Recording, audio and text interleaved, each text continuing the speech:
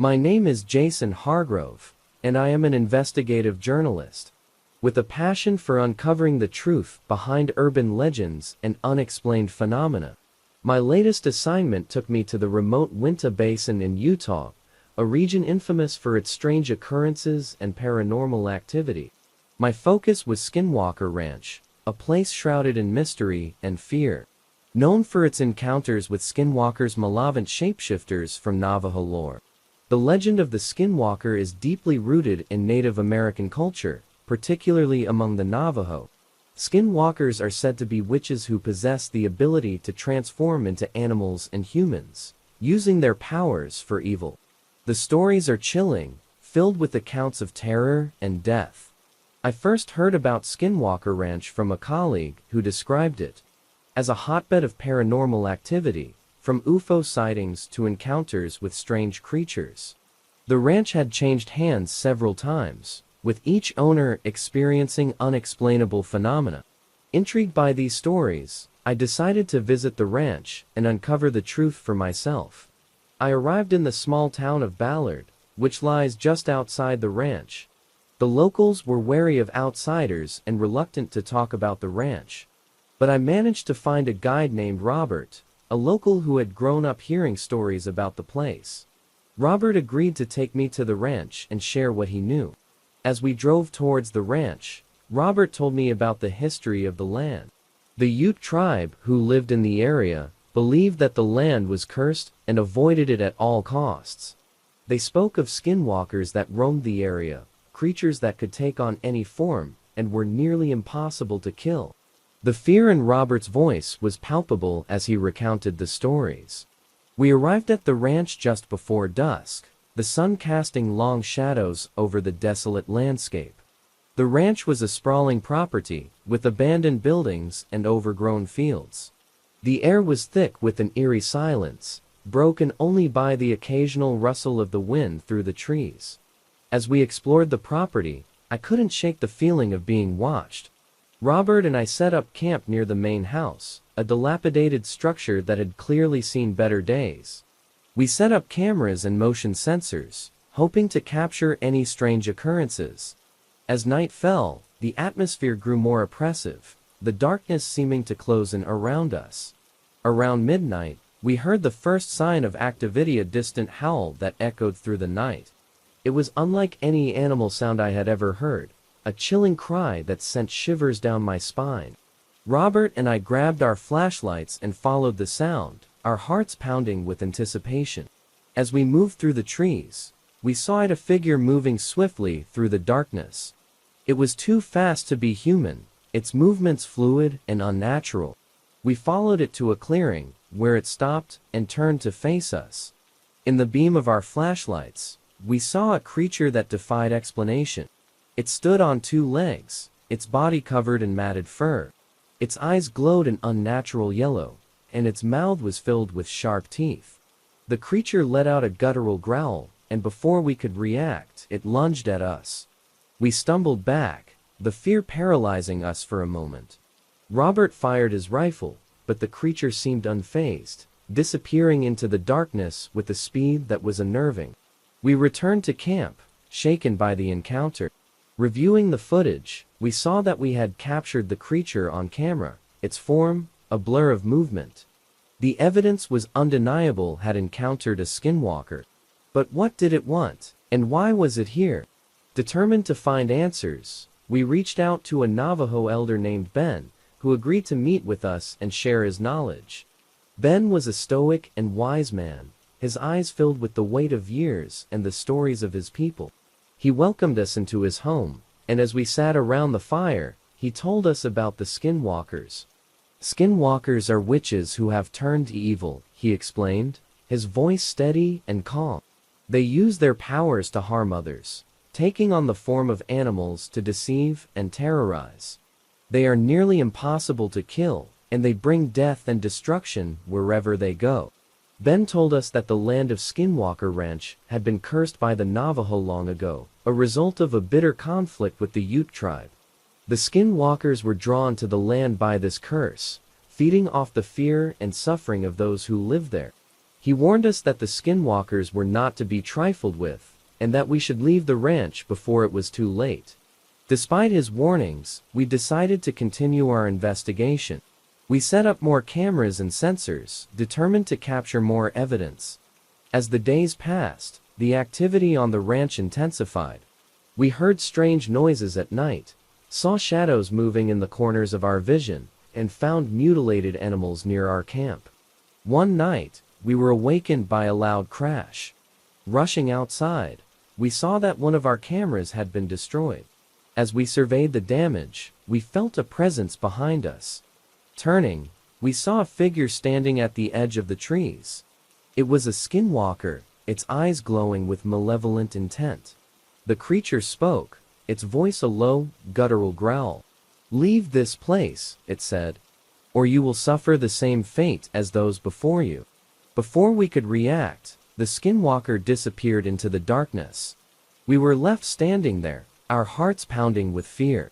The message was clear: Skinwalkers did not want us there, and they were willing to do whatever it took to drive us away. Despite the danger, we were determined to uncover the truth. We consulted with Ben again, asking for his help in dealing with the Skinwalkers. He agreed to perform a cleansing ceremony, hoping to lift the curse and drive the Skinwalkers away. The ceremony took place at dawn, the first light of the sun casting long shadows over the ranch. Ben chanted and performed rituals, using sage and other herbs to cleanse the land. The air was thick with the scent of burning sage, and the atmosphere grew heavy with tension. As the ceremony reached its climax, we heard the Skinwalkers howling in the distance. The ground shook, and the air grew cold. But Ben continued, his voice steady and unwavering. Finally, with the final chant, the ceremony was complete. The air grew still, and a sense of peace washed over the ranch. The Skinwalkers were gone, driven away by the power of the ceremony. The curse had been lifted, and the ranch was free from their malevolent presence. In the days that followed, the activity on the ranch ceased. The strange noises, the shadows, the mutilated animals all stopped. The evidence we had gathered was undeniable, and our encounter with the Skinwalkers had changed us forever. For me, the experience was a profound reminder of the power of legend and the mysteries that still exist in our world. The Skinwalkers were not just creatures of myth, but real and dangerous beings. As I returned to my work as a journalist, I carried with me the memory of that chilling encounter, a testament to the enduring power of legend and the secrets that lie hidden in the shadows of our world.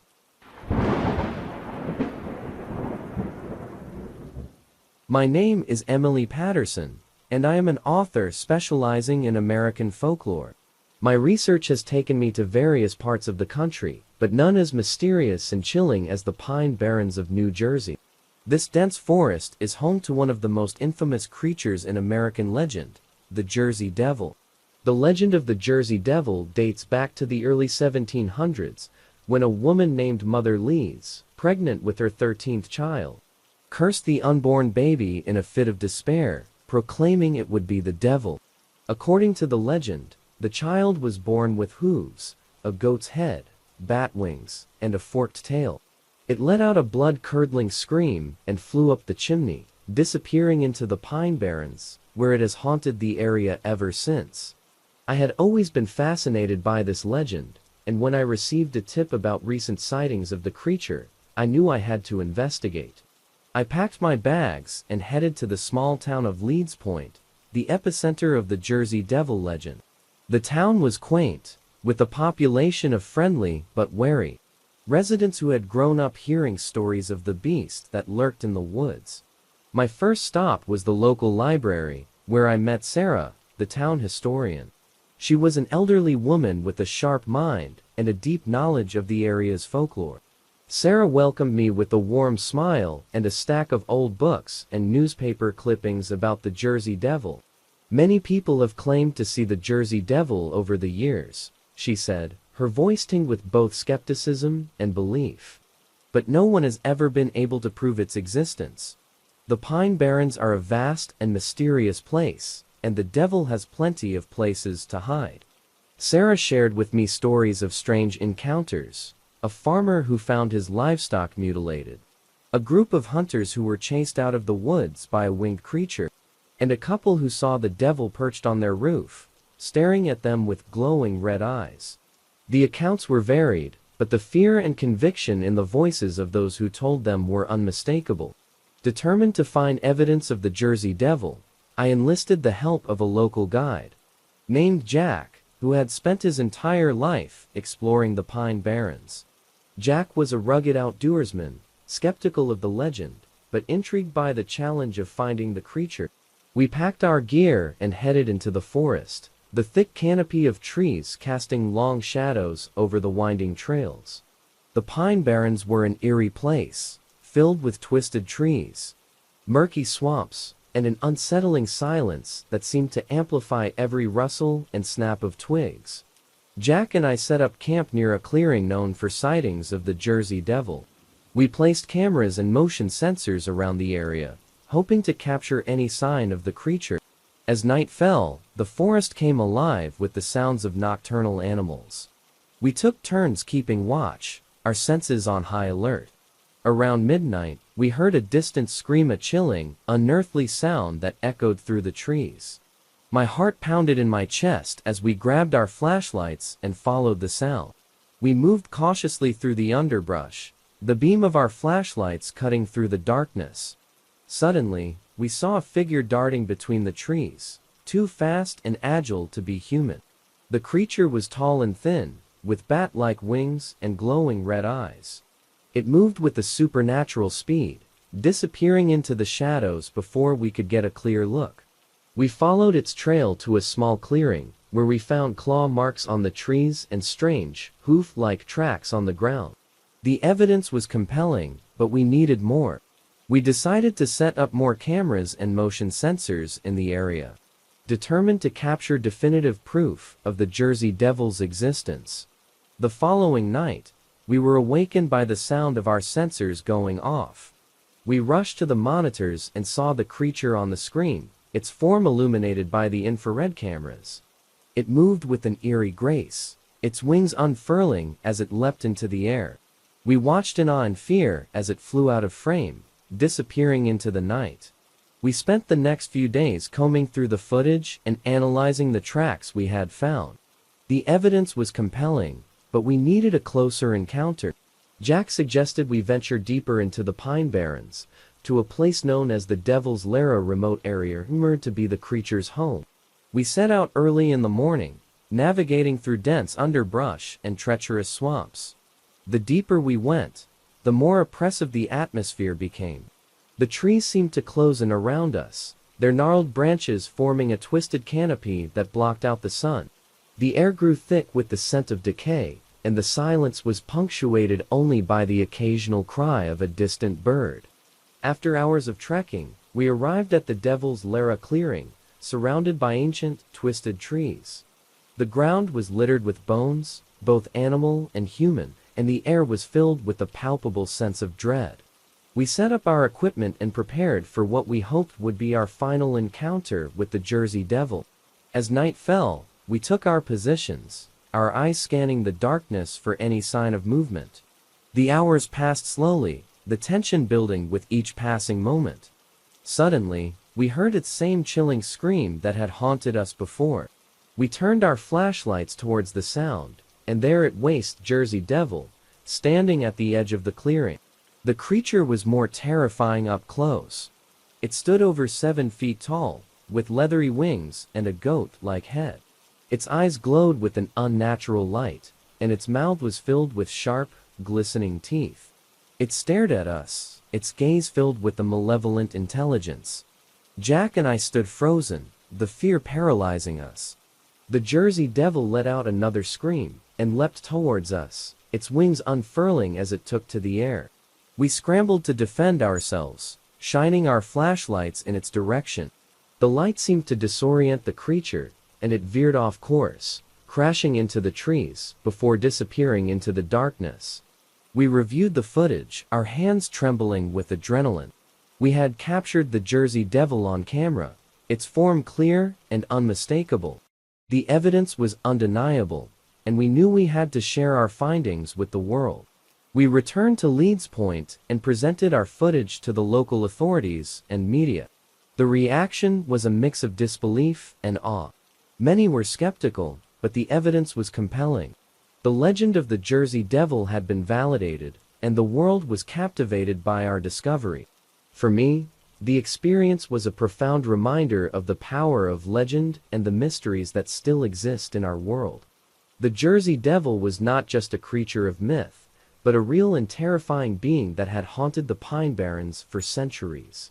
As I returned to my work as an author, I carried with me the memory of that chilling encounter, a testament to the enduring power of legend and the secrets that lie hidden in the shadows of our world.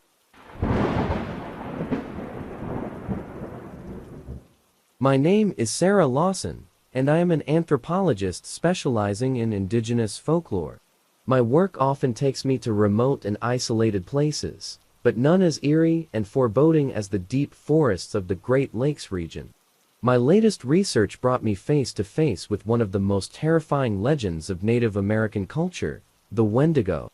The legend of the Wendigo is rooted in the folklore of the Algonquin-speaking tribes. According to the legend, the Wendigo is a malevolent spirit that possesses humans, driving them to commit acts of cannibalism and transforming them into monstrous creatures. These creatures are insatiably hungry, constantly seeking human flesh to consume. Their bodies emaciated and gaunt, despite their gluttony. I first heard about the Wendigo from a colleague, who recounted chilling stories of encounters with the creature in the dense forests of Minnesota. Intrigued and somewhat skeptical, I decided to investigate further. I packed my bags and traveled to a small town called Pine River, nestled on the edge of a vast and ancient forest known for its history of mysterious disappearances and strange occurrences. Upon arriving in Pine River, I was met with a mixture of curiosity and wariness from the locals. The townspeople were friendly enough, but when I mentioned the Wendigo, their expressions darkened, and they quickly changed the subject. It was clear that the legend held a deep and terrifying grip on the community. I managed to find a local guide named Thomas, a retired park ranger who had spent his entire life exploring the forests around Pine River. Thomas was a grizzled, no-nonsense man, with a deep knowledge of the land and its secrets. Despite his skepticism about the Wendigo, he agreed to take me into the forest and help with my research. We set out early one morning, the sky overcast and the air thick with the scent of pine and damp earth. As we trekked deeper into the forest, Thomas shared stories of the Wendigo, passed down through generations of his family. He spoke of a creature that moved silently through the trees, its presence heralded by a feeling of dread and an icy chill in the air. According to Thomas, the Wendigo was once human, driven to cannibalism by the harsh winters and scarcity of food. Consumed by hunger and madness, they transformed into the Wendigo, a creature cursed to roam the forest, forever seeking human flesh to sate its insatiable hunger. As we ventured deeper into the forest, the atmosphere grew increasingly oppressive. The trees seemed to close in around us, their branches forming a dense canopy that blocked out the sunlight. The air grew colder, and an eerie silence settled over the forest, broken only by the occasional rustle of leaves or distant cry of a bird. We set up camp near a clearing that Thomas said was known for strange occurrences. We placed cameras and motion sensors around the area, hoping to capture any signs of the Wendigo. As night fell, the forest seemed to come alive, with unseen eyes watching our every move. Around midnight, we heard the first sign of activity, a distant, mournful wail that echoed through the trees. It was a sound that chilled me to the bone, filled with an otherworldly sorrow and hunger. Thomas and I grabbed our flashlights and followed the sound, our hearts pounding with fear and anticipation. As we moved through the forest, the air grew colder, and an overwhelming sense of dread washed over us. Suddenly, we saw a figure moving between the trees, its form barely visible in the darkness. The creature was tall and emaciated, its skin stretched tightly over its bones. Its eyes glowed with an unnatural light, and its mouth was filled with sharp, jagged teeth. The Wendigo let out another wail, and before we could react, it lunged at us with a speed and ferocity that was terrifying. We stumbled back, our flashlights casting frantic beams of light as we tried to fend off the creature. Thomas fired his rifle, but the Wendigo seemed unfazed, disappearing into the darkness with a guttural growl. We returned to camp, shaken and breathless from the encounter. Reviewing the footage, we saw that we had captured the Wendigo on camera, its gaunt form and glowing eyes unmistakable. The evidence was undeniable had encountered the legendary Wendigo. Determined to understand more about the creature, we sought out a local elder named Mary, a respected member of the Ojibwe tribe. Mary welcomed us into her home, her eyes filled with wisdom and a deep connection to the land and its stories. She listened intently as we recounted our encounter, nodding thoughtfully. "The Wendigo is a powerful and malevolent spirit," she explained, her voice calm and measured. "It is a warning of the dangers of greed and unchecked hunger. Those who fall under its curse are doomed to a life of endless suffering, driven by an insatiable need to consume human flesh." Mary told us that the Wendigo could only be defeated through a ritual cleansing, a ceremony that would require the combined efforts of the tribe's spiritual leaders. She warned us that the Wendigo was not to be underestimated, and that any attempt to confront it would be fraught with danger. Despite the risks, Thomas and I decided to proceed with the ritual. We gathered the necessary materials and returned to the forest, guided by Mary's instructions. The ceremony took place at dawn, the first light of the sun casting long shadows over the clearing. We chanted and performed the rituals, using sacred herbs and symbols to cleanse the area. As the ritual reached its climax, we heard the Wendigo's wail once more, echoing through the trees with a terrifying intensity. The ground shook, and the air grew colder, but we continued, our resolve unbroken. Finally, with the final chant, the ritual was complete. The air grew still, and a sense of peace washed over the forest. The Wendigo's presence had been banished, its curse lifted by the power of the ritual. The forest was once again a place of tranquility, free from the malevolent spirit that had haunted it for centuries. In the days that followed, the activity in the forest ceased. The strange noises, the sightings, the feeling of dread vanished. The evidence we had gathered was undeniable, and our encounter with the Wendigo had changed us forever. For me, the experience was a profound reminder of the power of legend and the deep connection between humans and the natural world. The Wendigo was not just a creature of myth, but a symbol of the dangers of unchecked greed and hunger. As I returned to my work as an anthropologist, I carried with me the memory of that chilling encounter, a testament to the enduring power of legend and the secrets that lie hidden in the shadows of our world.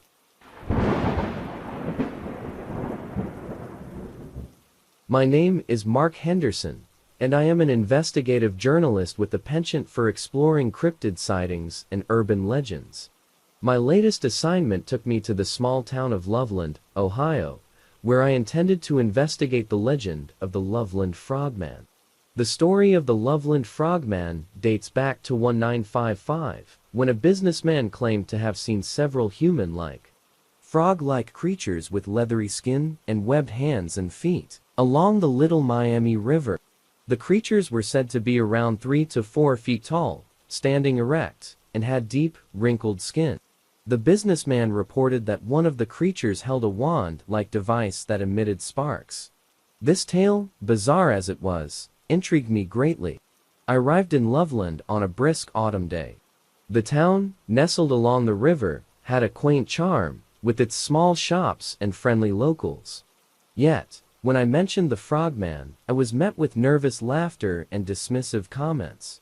It seemed the legend was a touchy subject, treated more as a quirky local myth than a genuine mystery. My first lead came from an old newspaper clipping I found at the local library. It described a police officer's encounter with the Frogman in 1972. The officer, while driving, claimed to have seen a large, frog-like creature on the road. He drew his gun and fired at the creature, which then leapt over the guardrail and vanished into the river. Determined to uncover the truth, I sought out the retired officer, now living a quiet life on the outskirts of town. Officer Williams was initially reluctant to speak about his encounter, but after some persuasion, he opened up. "I know what I saw," he said, his eyes distant with the memory.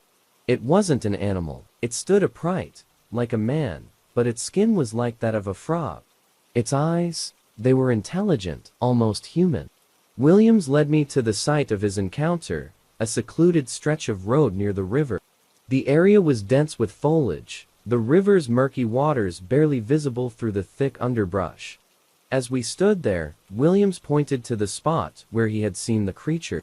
"It was right there," he said, his voice barely a whisper.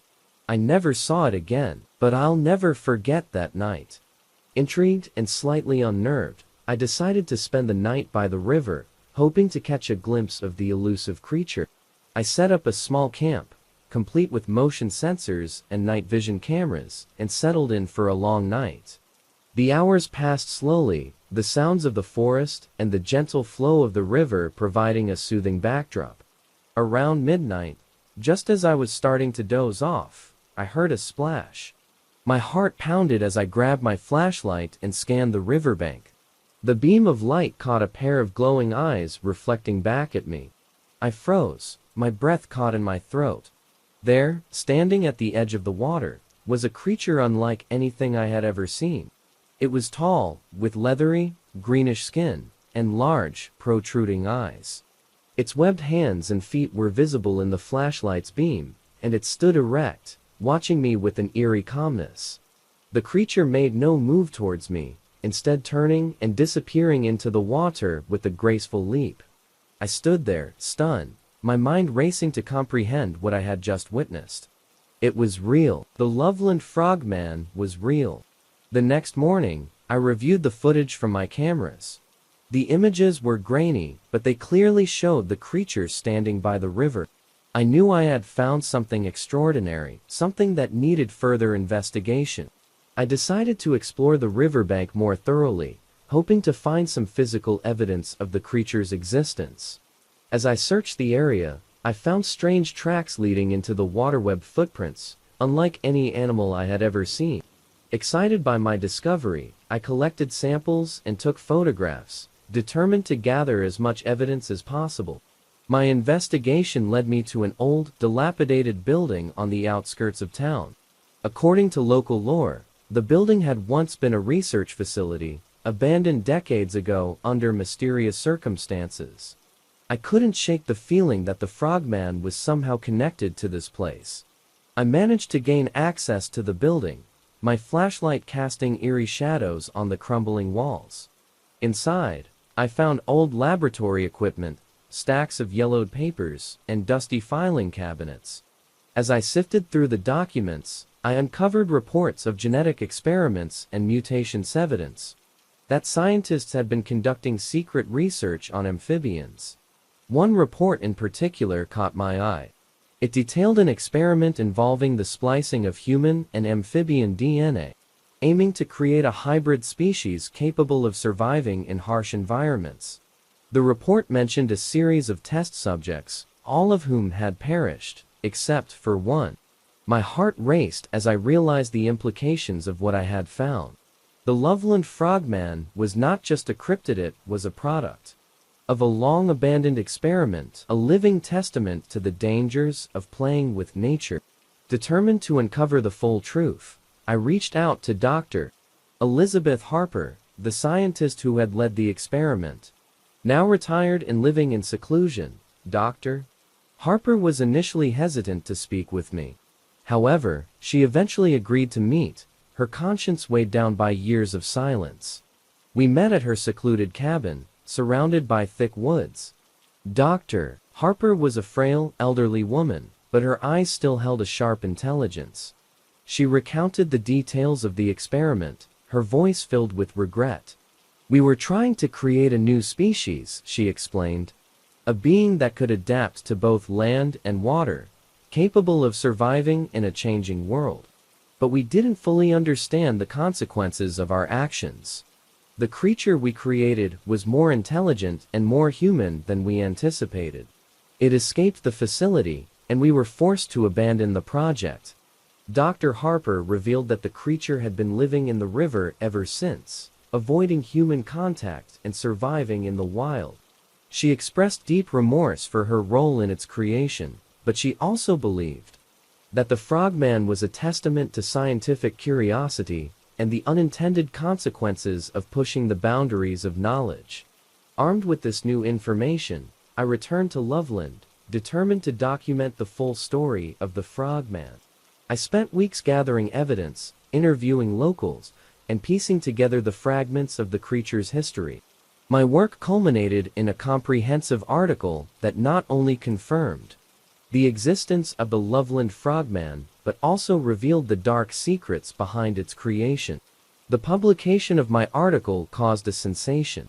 The world was captivated by the story of the Loveland frogman, a creature born from scientific ambition and living proof of the unintended consequences of tampering with nature. While many remained skeptical, the evidence I had gathered was undeniable. For me, the investigation was a profound journey into the unknown, a reminder of the mysteries that still exist in our world. The Loveland frogman was not just a legend, but a living being, a symbol of the delicate balance between science and nature. As I continued my work as an investigative journalist, I carried with me the memory of that eerie night by the Rivera, testament to the enduring power of legend and the secrets that lie hidden in the shadows of our world.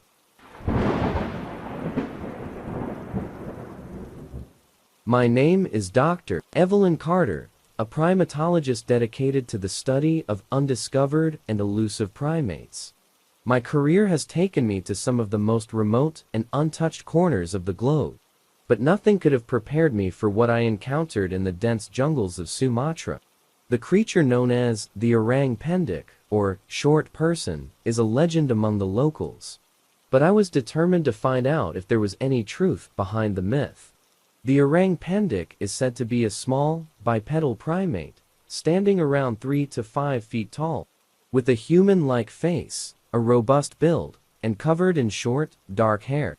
Reports of the creature have persisted for centuries, with sightings from local villagers, plantation workers, and even Dutch colonists. Despite the numerous accounts, no concrete evidence has ever been documented, making it one of the most intriguing cryptids in existence. My journey began in the small village of Kerinci, nestled at the foot of Mount Kerinci, the highest volcano in Indonesia.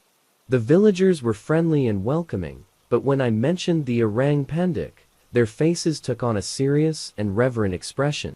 They spoke of the creature with a mixture of fear and respect, describing it as a guardian of the forest, a being that should not be disturbed. I enlisted the help of a local guide named Arif, who had spent his entire life exploring the jungles around Kerinci. Arif was knowledgeable and experienced, with a deep respect for the forest and its mysteries. Together, we planned an expedition into the heart of the jungle, hoping to find evidence of the elusive orang pendek. Our journey began at dawn, the air thick with humidity and the sounds of the jungle awakening around us. We trekked through dense foliage, crossing rivers and navigating steep slopes. The jungle was alive with the calls of birds and the rustling of unseen creatures, a vibrant and chaotic symphony that reminded me of the complexity and beauty of nature. As we ventured deeper into the jungle, Arif shared stories of his own encounters with the orang pendek. He described seeing a small, ape-like figure moving swiftly through the trees, its movements fluid and graceful. According to Arif, the orang pendek was incredibly elusive, avoiding human contact and blending seamlessly into its surroundings. After several days of trekking, we set up a base camp near a river, a location known for frequent sightings of the creature. We placed camera traps and motion sensors around the area, hoping to capture any signs of the orang pendek. The nights were filled with anticipation, the sounds of the jungle providing an eerie backdrop to our vigil. On the third night, just as the moon reached its peak, we heard a rustling in the underbrush. Arif and I exchanged a glance, our hearts pounding with excitement and trepidation. We grabbed our flashlights and crept towards the source of the sound, moving as silently as possible. There, standing at the edge of the clearing, was a figure unlike anything I had ever seen. The creature was small, no more than 4 feet tall, with a robust, muscular build, and covered in short, dark hair. Its face was strikingly human, with intelligent eyes that seemed to study us with curiosity. The orang-pendek stood there for a moment, as if assessing whether we were a threat. Then, with a sudden burst of speed, it vanished into the jungle, leaving us breathless and awestruck. We had seen if legendary orang-pendek was real. The next morning, we reviewed the footage from our camera traps. The images were clear and undeniable, showing the small, bipedal creature moving through the jungle. We had captured proof of the orang-pendek, evidence that would change the scientific community's understanding of primates and cryptids. Determined to learn more about the creature, Arif and I decided to follow the orang-pendek's trail. The journey was arduous, the jungle dense and unforgiving, but our determination drove us forward. As we tracked the creature, we found signs of its presence: broken branches, footprints, and remnants of its meals. One evening, as we were setting up camp, we heard a series of low, guttural calls echoing through the jungle. Arif identified the calls as those of the orang-pendek, communicating with others of its kind. We realized that the creature was not alone. There was a population of orang-pendek living in the depths of the jungle. Over the next few weeks, we observed the orang-pendek from a distance, documenting their behavior and interactions. They were incredibly intelligent and social, using tools and displaying complex communication patterns. It was clear that they were a distinct species, a unique and undiscovered primate that had managed to elude scientific discovery for centuries. Our expedition was a groundbreaking success. We gathered extensive evidence, including photographs, videos, and samples of hair and scat. The scientific community was astounded by our findings, and the orang-pendek quickly became the focus of intense research and conservation efforts. For me, the discovery of the orang-pendek was a profound reminder of the mysteries that still exist in our world. Despite our advancements in science and technology, there are still creatures and phenomena that remain hidden, waiting to be discovered. The orang-pendek was not just a legend, but a living testament to the wonders of nature and the endless possibilities that lie beyond our understanding. As I returned to my work as a primatologist, I carried with me the memory of that incredible encounter. The orang-pendek had not only changed the course of my career, but had also deepened my appreciation for the natural world and its countless secrets. Our planet is a place of endless wonder, and the discovery of the orang-pendek is a reminder that there is always more to learn, more to explore, and more to protect.